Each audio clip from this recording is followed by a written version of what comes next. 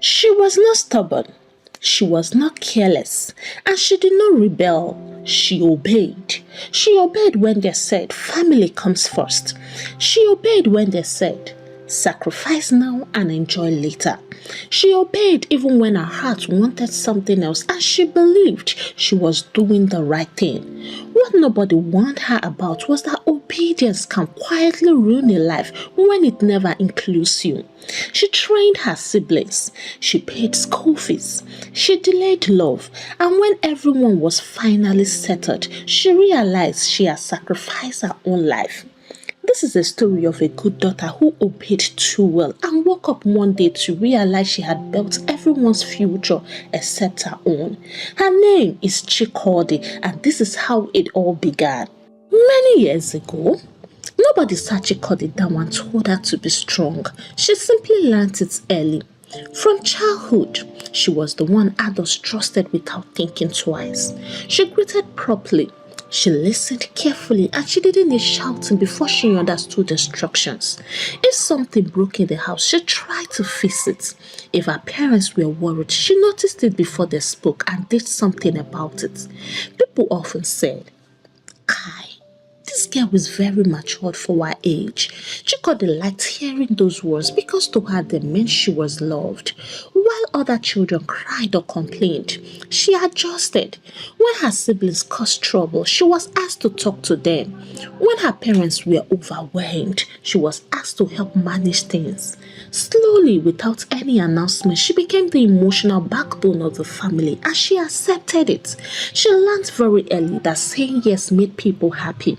Saying yes brought peace. Saying yes made her important, and so she said yes again and again until it became natural. If her parents needed time, she gave it. If they needed understanding, she offered it freely. If they needed support, she never hesitated. She told herself, this is what love looks like. As she grew older, she noticed something she didn't know how to explain. Her siblings were allowed to be careless sometimes. They made mistakes and were corrected gently. But when she made even a small mistake, it shocked everyone. You?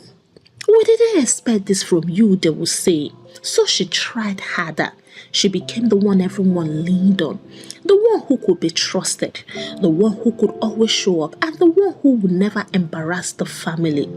Nobody asked if she was tired, and Chikodi didn't complain, not because she wasn't tired, but because she didn't know how to explain a tiredness that had no physical wound. She grew into the role so well that it stopped feeling like a choice. It became who she was. Being dependable stopped being something she did and it became something she owned. Whenever she felt overwhelmed, she swallowed it. Whenever she felt overlooked, she smiled. And whenever she wanted something different, she reminded herself that family mattered more.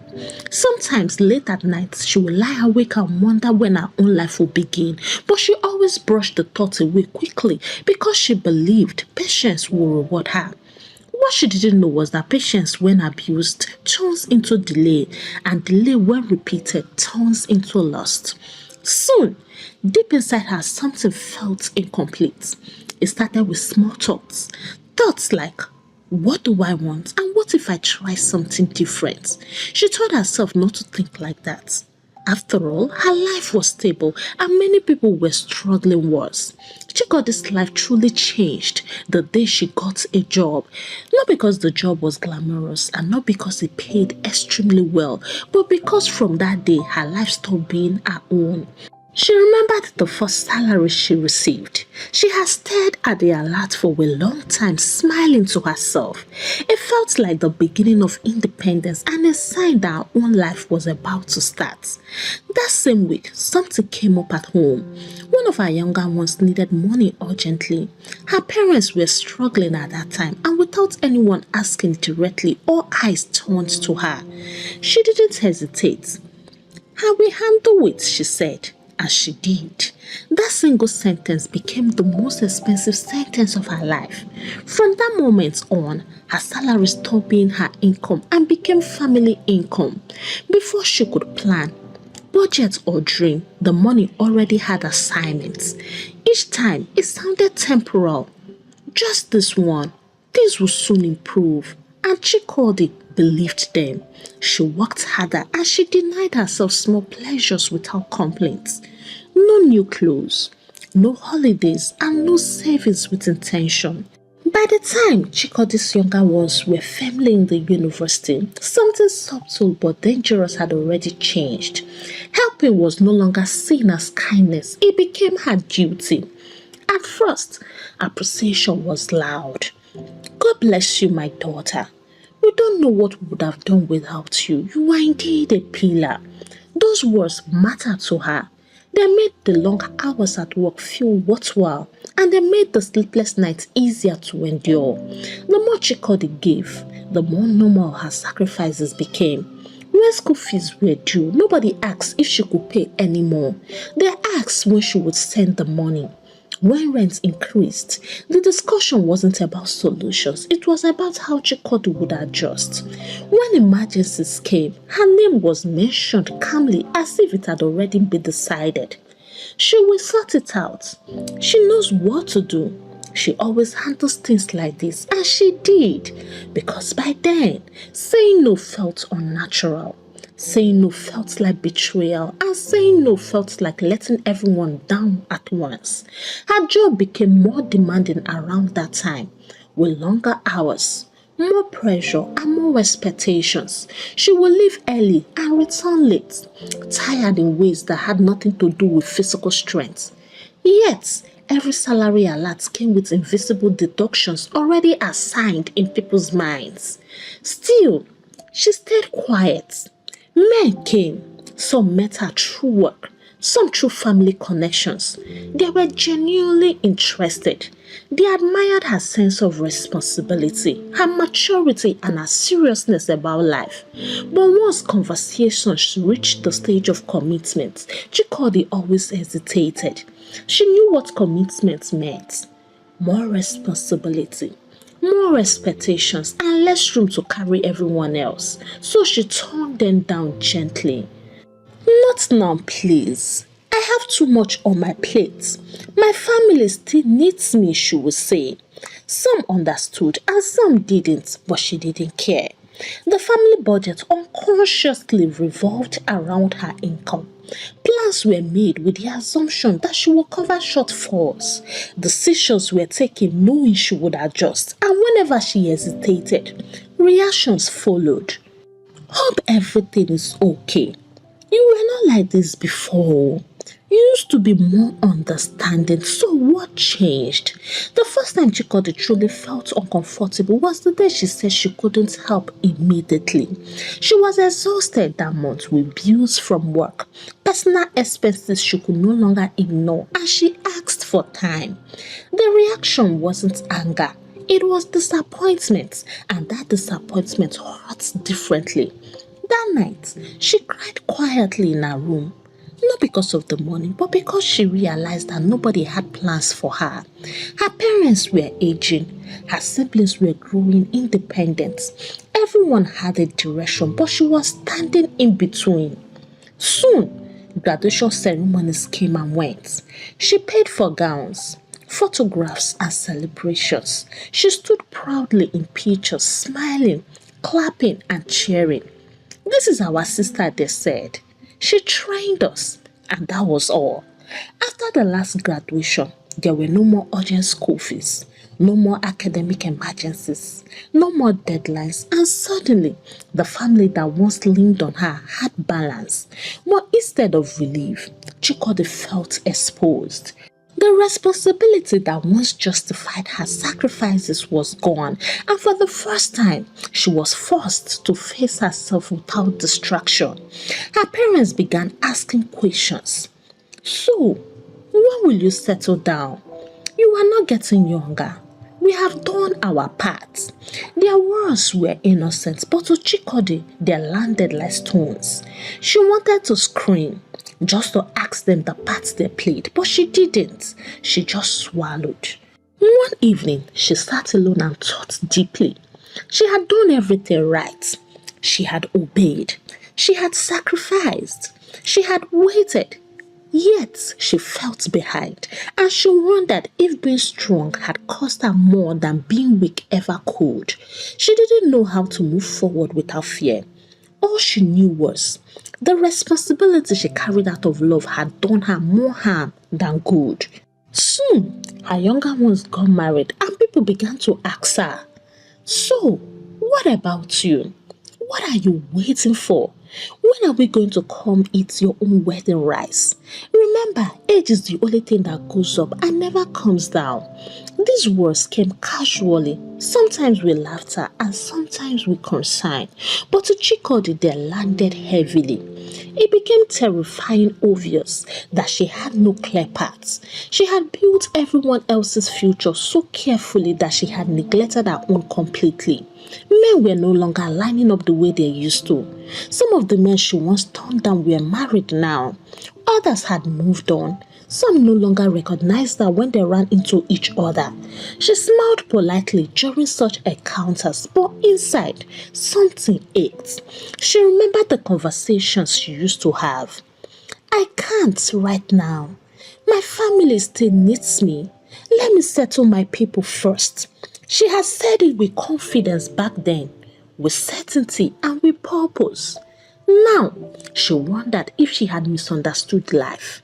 One afternoon, she attended a family gathering. Children ran around, laughter filled the space, and conversations flowed easily. Her younger ones sat with their spouses discussing school runs, business ideas, and travel plans. She listened carefully. At some point, someone joked, "Chikodi, you are next in line, no?" Everyone laughed. She smiled, but then when she got home, she realized she had not been waiting. She had been simply exchanging. She exchanged her youth for responsibility. She exchanged her desires for duty. She exchanged love for stability, and the exchange rate was unfair. Nobody forced her.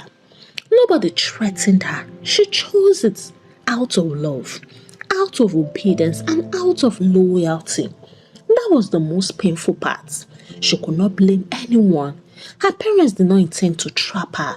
Her siblings did not plan to use her. They simply accepted what she offered, and she had offered everything. Chikodi began to replay her life in reverse. The first salary she never enjoyed. The holidays she postponed. The relationships she declined politely. The dreams she kept for later, and later never arrived.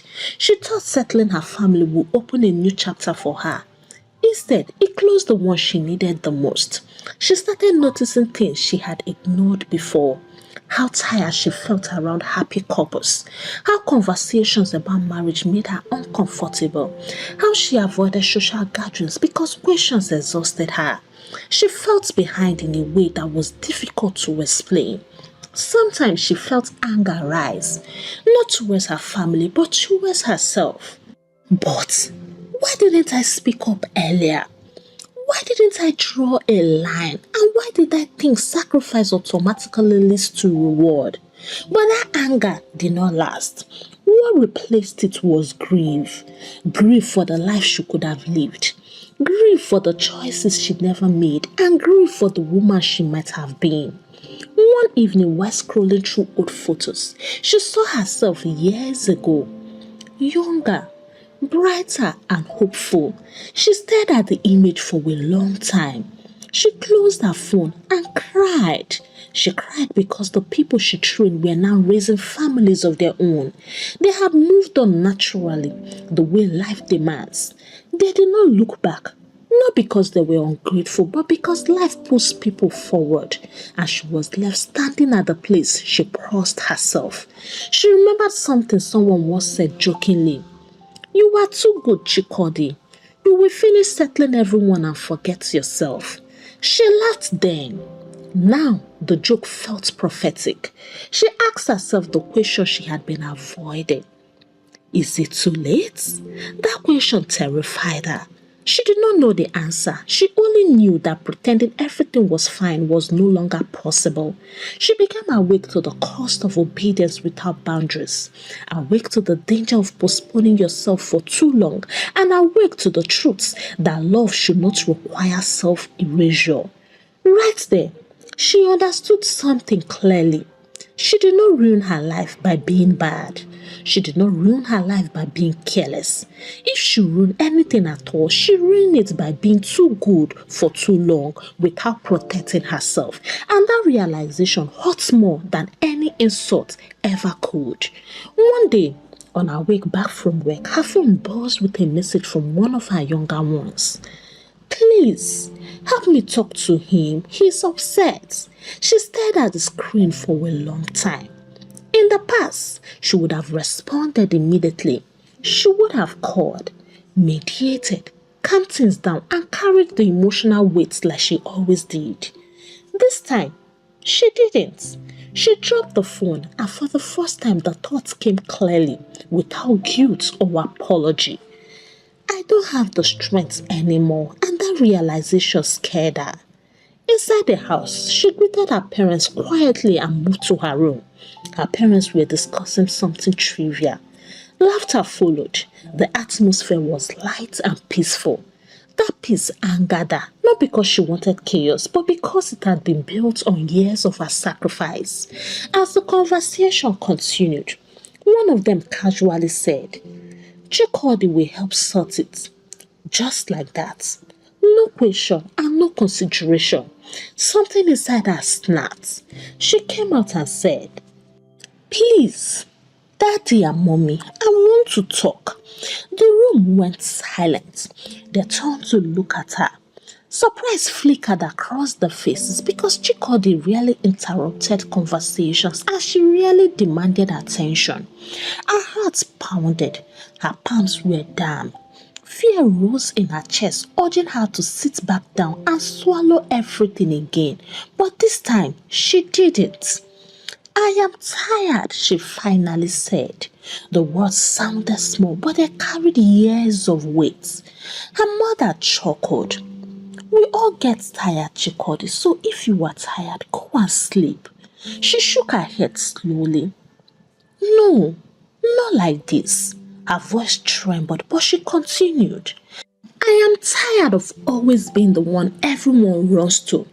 I am tired of carrying problems that are not mine, and I am tired of being strong all the time. The room felt tight. Her mother frowned slightly and then said, If something is wrong, why didn't you say it earlier? That question pierced her like a blade. When? She asked. When there was always school fees to pay? When there was rent? When there was another exam, another project, and another emergency? Her voice cracked. I kept telling myself I would speak after everything settled, but everything never finished. Her father cleared his throat. But we didn't force you. She nodded immediately. I know. Guess what? That's the painful part. Nobody forced me. I chose it, and that's why I don't know who to blame. I turned down men because of this family. I mean, good men, no. Men who wanted to build with me. I told them to wait because I wanted to finish settling everyone. Her voice dropped. They didn't wait. I used my salary to train people who now have families of their own. I paid school fees, rent, projects, and things you two should have done as parents. I did it willingly. I was proud to do it. But now I don't know where my own life fits anymore. Her mother's eyes glistened. We thought you were happy helping, she whispered. Chikodi nodded. I was, she said. I was at first, but happiness should not cost you your entire future. That sentence landed heavily. One of our siblings that was around finally spoke. So what are you saying? That we used you? Chikodi shook her head quickly. No, I am saying we all got used to a version of me that never said no, and nobody noticed how much it was costing me. Her father sighed deeply, rubbing his face, and then he said, We were proud of you. We still are. She looked at him and replied, Pride is not the same as protection. That was when the tears came. I don't want to resent my family, she continued through tears, but I am starting to resent my life and that scares me. Her mother stood up and held her hand. We didn't know it was this bad. Chikodi squeezed her hand. I didn't want you to know, she admitted. I was afraid that if I stopped being useful, I would stop being loved. The room broke. Tears flowed freely now. Apologies came, awkward, late and sincere. That night did not end with solutions. There were no clear agreements and no sudden miracles, just awareness. When Chikodi finally went to bed, she lay awake. Her heart was still racing, fear still sat heavy in her chest, but something else was there too. Relief. For the first time in years, she had spoken without apology and she had told the truth without packaging it to protect others. She didn't know what would change after that night. She didn't know if things would improve or become awkward, but she knew one thing with absolute certainty. She will not return to silence. The obedient daughter had finally spoken, and even if it cost her comfort, it had already saved her sanity. She decided to start saving. Each month, she put money aside. If something could be handled without her, she let it be. If it could wait, she allowed it to wait. The guilt came at first, but she did not stop. Months passed. Then one day she found a very small comfortable apartment and she paid for it. Signing those papers felt so unreal, and carrying her few belongings into the apartment felt heavier than any sacrifice she had ever made. The first night alone, silence scared her. She sat on the floor for a long time and cried. She cried because she didn't know what the future held. She cried because she didn't know if marriage would still come. And she cried because she didn't know if she would ever recover everything she lost. But she knew one thing with painful clarity. She would not lose herself again. She started taking steps, one at a time. She stopped avoiding social gatherings and she graced every occasion that she was invited. At gatherings, younger men laughed around her but rarely pursued her. She was respected but not desired. She understood why. She carried herself with weight. She asked real questions and she wasn't impressed by noise. Many young men wanted excitement and they wanted a woman to grow with, not a woman already grown. So Chikodi stopped expecting attention, and that was when life surprised her. One day, she met a man who did not try to impress her. He was quiet, thoughtful, a little guided, and a widower with a child. He didn't flirt carelessly and he didn't make promises quickly. He spoke with the caution of someone who had loved and lost. They talked about life, about loss, about responsibility, and about rebuilding. He did not see Chikodi as late. Rather, he saw her as ready. He saw a woman who knew sacrifice, patience, and loyalty. She agreed to be his wife, not because she was desperate and not because time was running, but because peace was present.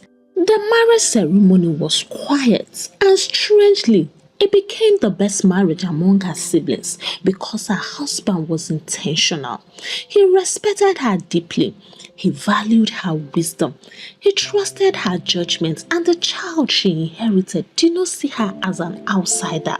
Sometimes when Chikodi sat quietly and watched her siblings' marriages struggle with a lot of arguments, immaturity, and unresolved wounds, she understood something clearly. Life had not cheated her. It only trained her. The love she gave without applause returned to her, even in ways she had never imagined. She married late. Oh yes, but she married well, and that marriage made her to realize that God has a way of rewarding all our good deeds here on earth. Hey, African Tales by Karma Tribe, how are you all doing? For me, I am doing just fine. Once again, Merry Christmas to you all. I hope you are having a swell time with your family and friends during this holiday. Before I leave today, please permit me to say this. If you are the responsible one in your family, the strong one, and the one everyone depends on, please hear this clearly. Love should not require self erasure. Helping your family is beautiful. Sacrificing for people you love is honorable, but sacrificing your entire future without boundaries is dangerous. You can support others and still support yourself. You can be loyal without being invisible. You can be patient without putting your life on pause forever. And if you are a parent, please do not build your peace on one child's exhaustion. To those who feel late in life, late to marry, late to settle, and late to start again, I want you to remember that life is not a race. It is a journey of readiness. Some people arrive early and struggle. Some arrive late and arrive well. Chiko's story teaches us that delay is not failure, but delay without direction can become regret. So draw boundaries early. Speak up gently but firmly when you become a sacrificial lamb. Save yourself.